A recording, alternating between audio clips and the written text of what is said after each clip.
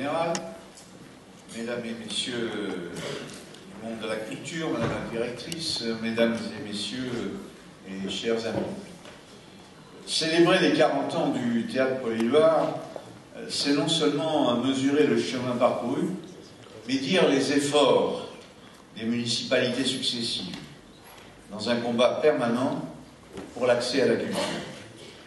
C'est Fernand Dupuis qui fut le créateur de ce lieu et Louis-Luc lui apporta ensuite la même passion. Et nous poursuivons aujourd'hui cette belle histoire humaine. Il faut se rappeler que la création d'un théâtre à Choisy-le-Roi, il y a 40 ans, s'est faite sans aucune subvention de l'État.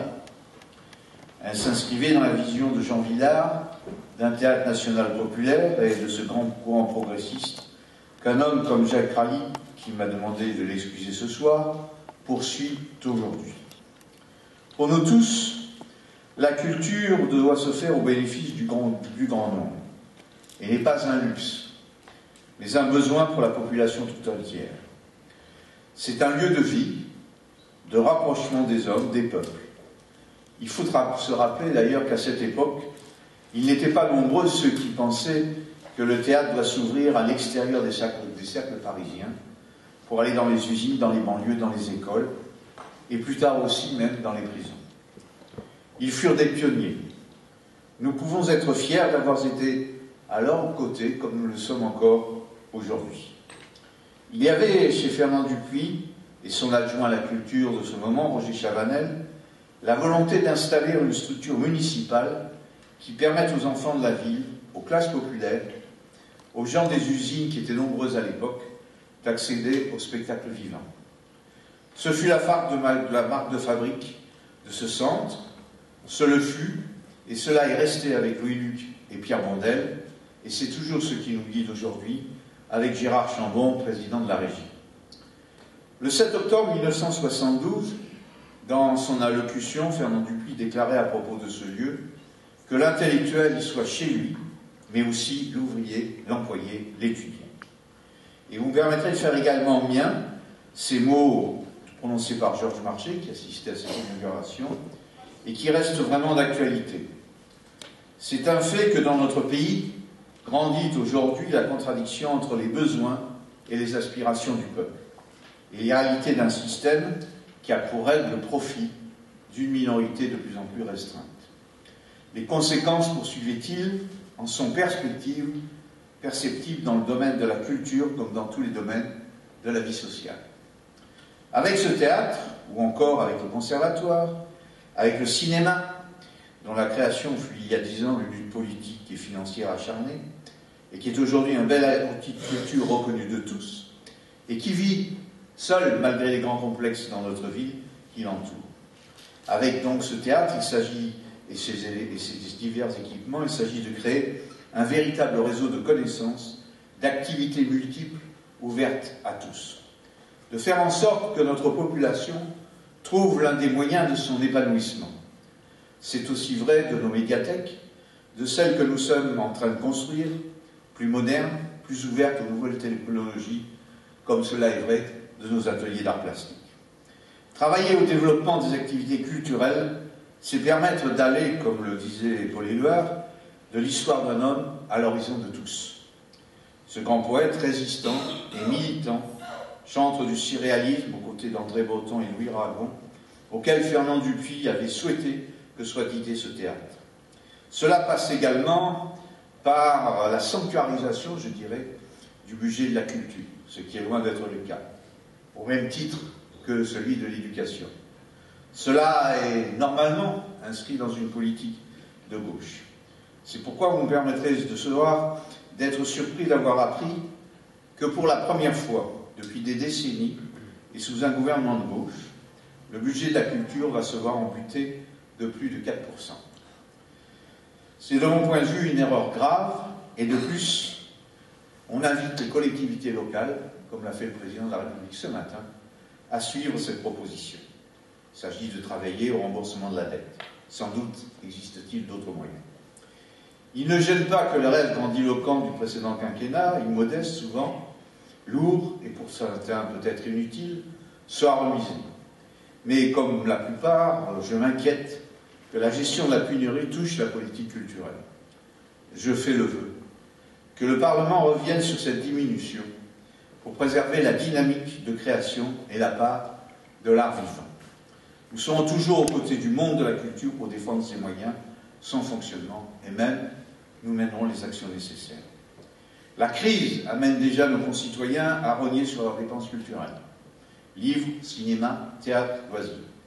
C'est le premier poste qu'un ménage sacrifie lorsqu'il est en difficulté économique. Et cela, nous le savons, a des conséquences directes sur le secteur culturel. Dans ces conditions, l'État ne doit pas en rajouter dans les coûts budgétaires. Sinon, il est à craindre que l'exception culturelle à la française, comme nous le disons, ne soit plus qu'un souvenir. Jean Vilar voulait émanciper le spectateur des contraintes matérielles et des inégalités sociales pour un meilleur accès à la culture. La culture, toujours vue pour nous comme émancipatrice de l'aliénation de l'homme. On le sait, c'est bien la ligne de conduite que s'est fixée depuis longtemps notre théâtre Paul Éluard depuis ses fameux 40 ans. Amener vers le théâtre et la culture le maximum de nos concitoyens, et ce, dès leur plus jeune âge, c'est bien les objectifs que nous poursuivons. Ainsi, toutes les écoles de Choisy vont au théâtre, au cinéma. Ils participent en liaison souvent avec les festivals du Conseil général à des multiples manifestations. Depuis 40 ans, la volonté de construire des partenariats est permanente, que ce soit avec les associations, les femmes et les hommes impliqués dans le théâtre et dans la culture, ouverts à toute forme de spectacle. Le théâtre, ces derniers jours, a fait ces derniers temps une demande d'aide auprès de la DRAC pour obtenir le conventionnement pour son projet Création sans frontières. Après avoir obtenu durant 3 ans une aide pour le projet Les Choisiens du monde. C'est dire l'ouverture au peuple comme au monde qui est la sienne. Il existe chez nous de nombreux ateliers de rencontres animés par des metteurs en scène professionnels que nous recevons souvent en résidence et qui présentent ensuite leur spectacle, souvent même avec nos concitoyens. Notre théâtre produit et coproduit de nombreux spectacles qui circulent ensuite en France et même à l'étranger où nous sommes connus et sans doute reconnus. Il faut, avec les élus que j'ai cités tout à l'heure, rendre hommage à tous les directeurs et directrices qui se sont succédés depuis 40 ans, et ils ont été nombreux et chacun a apporté sa part au travail.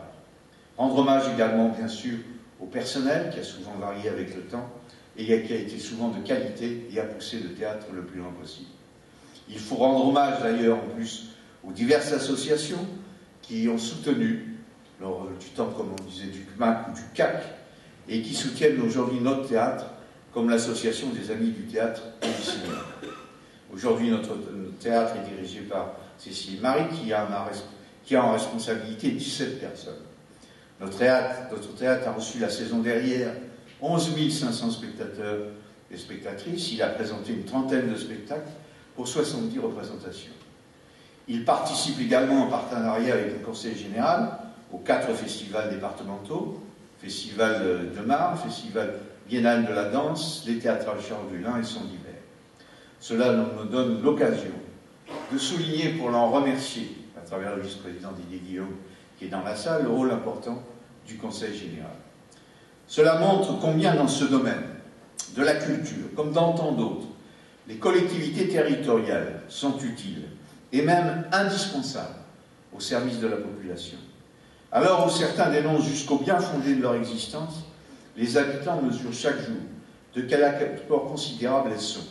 Combien il est utile que les collectivités continuent avec leurs spécificités, leur regard sur les territoires, leurs moyens, de s'engager pour offrir aux usagers le meilleur des services publics, parmi bien sûr la culture, qui tient une place majeure. Voilà simplement quelques mots pour vous appeler toutes et tous à soutenir ce théâtre de Choisy Paul Éluard, où les animations sont belles, porteuses de joie, d'espoir, de création intellectuelle. C'est un beau lieu que celui-ci. Continuons ensemble à le faire vivre. Le théâtre Paul Éluard de Choisy-le-Roi est un lieu vivant qui, n'en doutons pas, a encore de très belles années devant lui. Je vous remercie.